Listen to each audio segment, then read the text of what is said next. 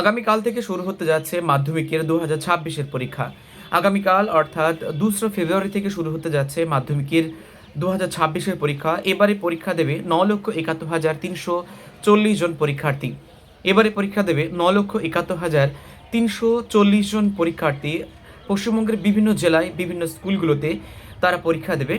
আগামীকালকে তারা 9টা 45 মিনিটে তারা পরীক্ষা কক্ষে প্রবেশ করতে পারবে এবং পরের দিন থেকে 10টা 15 থেকে পরীক্ষার্থীদেরকে পরীক্ষা সেন্টারে প্রবেশ করানো হবে।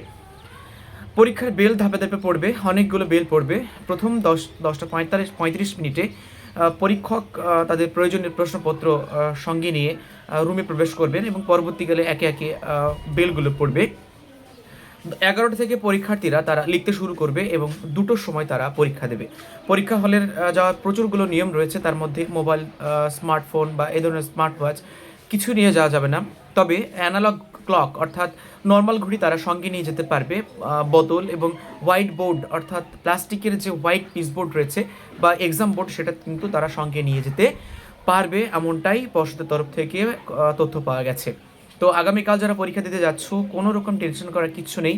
এটা একটা পরীক্ষা হতে পারে কারো কারো যে সে জীবনে প্রথমবার অন্য স্কুলে গিয়ে সে পরীক্ষা দেবে, কিন্তু যারা যারা বিভিন্ন আবাসিক হোস্টেলে আছে বা আরও উন্নত স্কুলগুলোতে রয়েছে, তারা অনেকের অভ্যাস থেকে থাকে। তাই অভ্যাস থাকুক আর না থাকুক, জাস্ট সিম্পলি তোমরা যাবে এবং কোনো রকম ভয় ছাড়াই নির্দ্বিধায় তোমরা পরীক্ষা দেবে। তোমাদের জন্য থাকলো অসম্ভব অভিনন্দন এবং প্রচুর দোয়া। আগামীকাল তোমাদের পরীক্ষা ভালো হোক, অন্তর থেকে দোয়া করি।